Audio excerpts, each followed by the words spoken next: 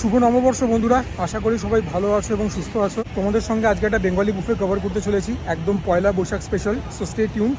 আছি Salt Lake sector 1-এ city সেন্টারের কাছে এবং আমাদের আজকের এস্টাবলিশমেন্ট।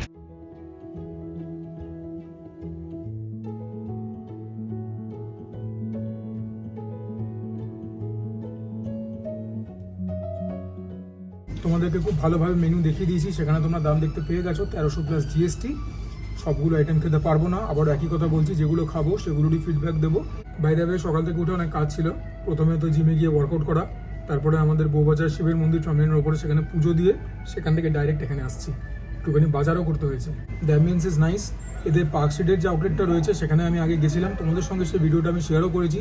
আর তখন যে কথাটা বলেছিলাম এখনও সে একই কথা বলবো। 6 বালিগঞ্জ প্লেসের যিনি মেন শেফ ছিলেন, হেড শেফ ছিলেন, তিনি আর কি গন্ধরাজ ওপেন করেছেন। তো যত রকম সুশেফরা রয়েছে, ওয়েটাররা রয়েছে, সবাই কখনো না কখনো 6 বালিগঞ্জ প্লেসে নিশ্চয়ই কর্মরত ছিলেন।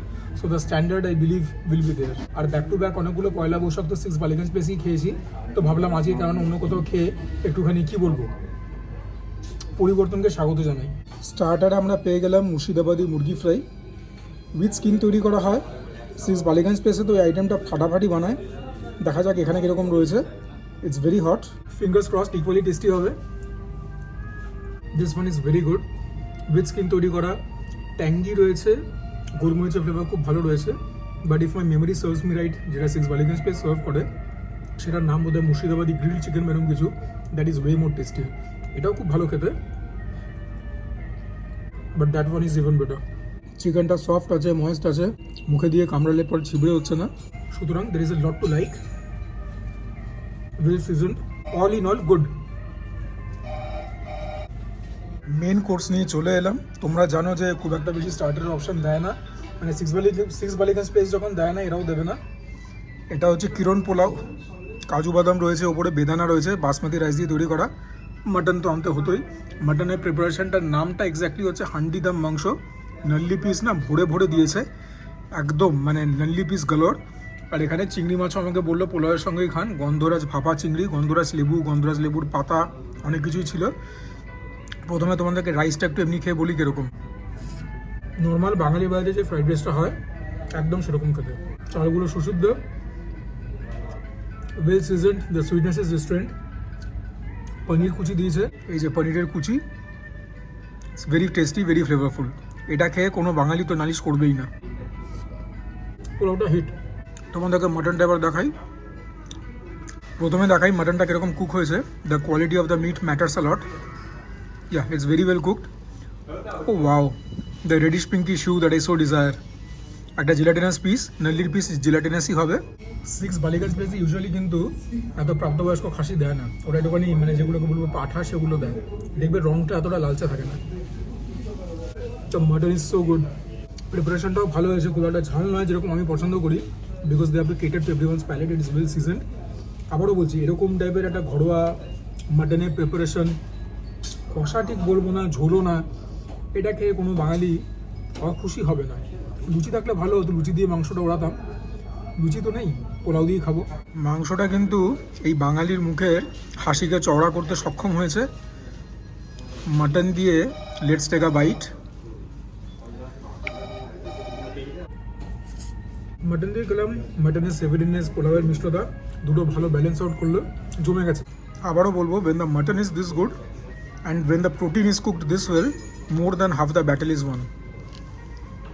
এরকম মাংস খেতে পাওয়া ভাগ্যের ব্যাপার, একদম ঈশ্বরকে কোটি কোটি ধন্যবাদ।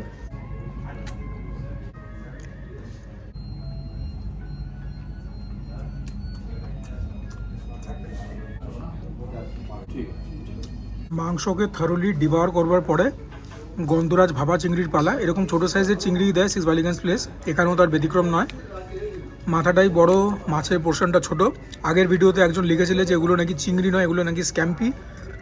তো সেটা আমি শিখলাম, যদিও সেই ইনফরমেশনটাকে আমি ভেরিফাই করিনি, বাট যিনি কমেন্টে লিখেছেন নিশ্চয়ই কিছু জেনে বুঝেই লিখেছেন। এই হচ্ছে বেসিক্যালি চিংড়ির সাইজ। প্রথমে একটুখানি চিংড়িটা এমনি খেয়ে বলি কীরকম। Really really good. গন্ধরাজ লেবুর ফ্লেভারটা রয়েছে, it's subtle but it is there. নারকেলের দুধ এর মধ্যে গেছে, যদিও মালাইকারি নয়। It's a very mild preparation. যারা স্পাইসি খাবার পছন্দ করো না তাদের খুব খুব খুব ভালো লাগবে। Well seasoned, The prawns are the scampis are fresh. It is well cooked. চিংড়ি স্ক্যাম্পি এদিক ওদিক কুক হলে হয়তো একটা কি বলবো একটা মানে রাবারি বুলেট টাইপের একটা টেক্সচার চলে আসে, এখানে সেটা হয়নি। প্রনটাও ভালো হয়েছে, তবে মাটনটা অসাধারণ ছিল, আর এই ফ্রাইড রাইসটাও খুব খুব ভালো। চিংড়ি মাছ দিয়ে কিরণ পোলাওয়ের একটা বাইট তো বানতা হ্যাঁ। মাংসটা দিয়ে একরকম ভালো লেগেছিলো, এটা দিয়ে আরেকরকমভাবে ভালো লাগছে because of the essence of গন্ধরাজ লেবু। ফাটিয়ে বানিয়েছে, যে কটা খাবার খেলাম very very impressed, থারোলি impressed.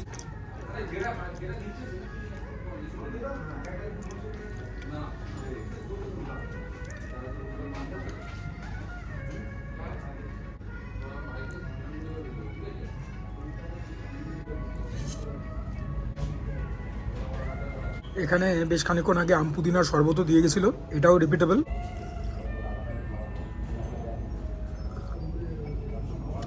So tasty, পুদিনার flavour রয়েছে, আমের ফ্লেভার রয়েছে, জল দিয়ে তৈরি, সোডা দিয়ে নয়। সোডা দিয়ে তৈরি করলে তো মানে অন্য লেভেল হয়ে যেত। উপরে জলজিরা দেওয়া, ইট ইজ ভেরি টেস্টি। আচ্ছা, তোমরা হয়তো এতক্ষণে লক্ষ্য করেছো যে আমি তোমাদেরকে বুফের টাইমিং নিয়ে কিছু বলিনি, দের is a reason for that. এখানে আসার পর আমিও জানতে পারলাম যে এই যে বুফেটা গন্ধরাজ রান করছে, it is only for today, ঠিক আছে? তোমরা এর বাইরে যখন গন্ধরাজে আসবে, তোমরা কিন্তু শুধুমাত্র আলাকার্টেই পাবে।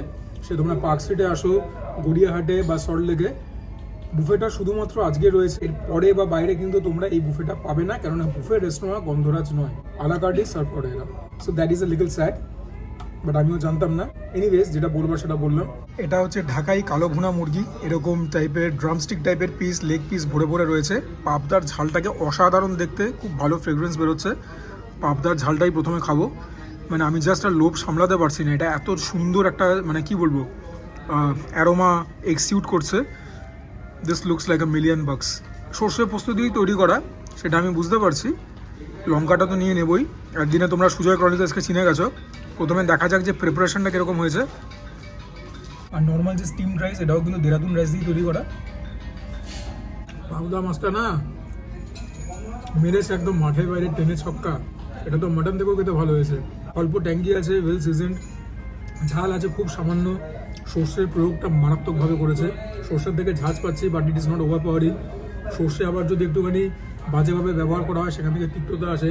It is a very oily preparation, but it is so tasty. নইলে তোমরা আমাকে জানো এত প্রশংসা করি না।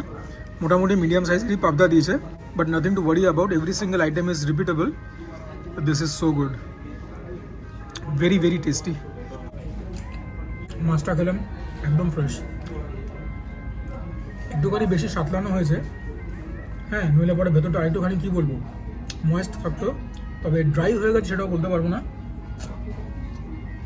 তবে রেস্টুরেন্টে বা বুফেতে বিশেষ করে এই রিস্কটা তো থাকেই, যে মাছকে যেহেতু ব্যাচে তৈরি করে বেশি সাতলানো হয়ে যায়, মানে একটুখানি বেশি কড়া ভাজা হয়ে যায় আর কি।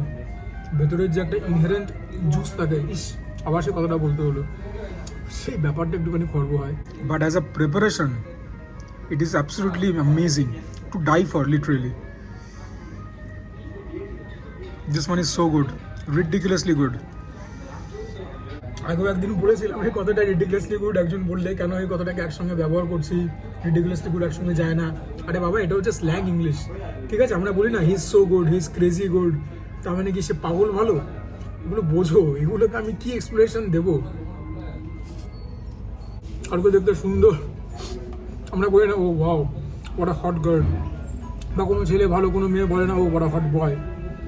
তার মানে কি তারা গরম হয়ে গেল, তাদের বডিতে টেম্পারেচার বেশি? এগুলো বোঝো, এগুলোকে কি মানে স্পেল আউট করে বলতে হবে? Coming back to the preparation, আর তো কিছু বলবার নেই, যখন বলে দিয়েছি মাঠের বাইরে ছক্কা। হ্যাঁ, দ্য অনলি কমপ্লেন ইজ, যদি সেটাকে কমপ্লেন বলা যায়, it is extremely oily, but so be ইট।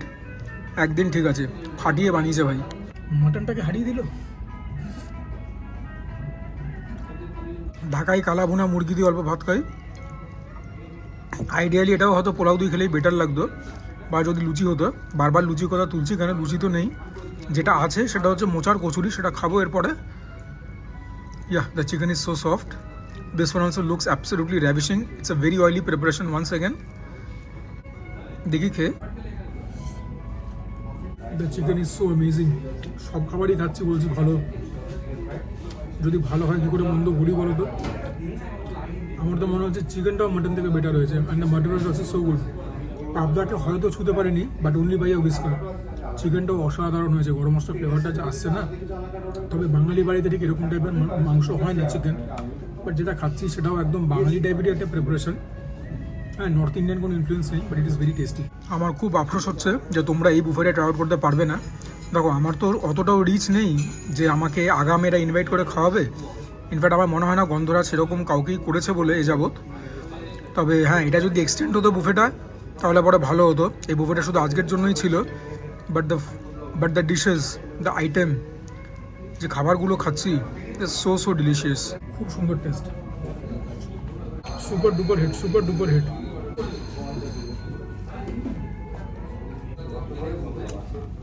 এই হচ্ছে মোচার কচুরি, বুফেতে ছিল।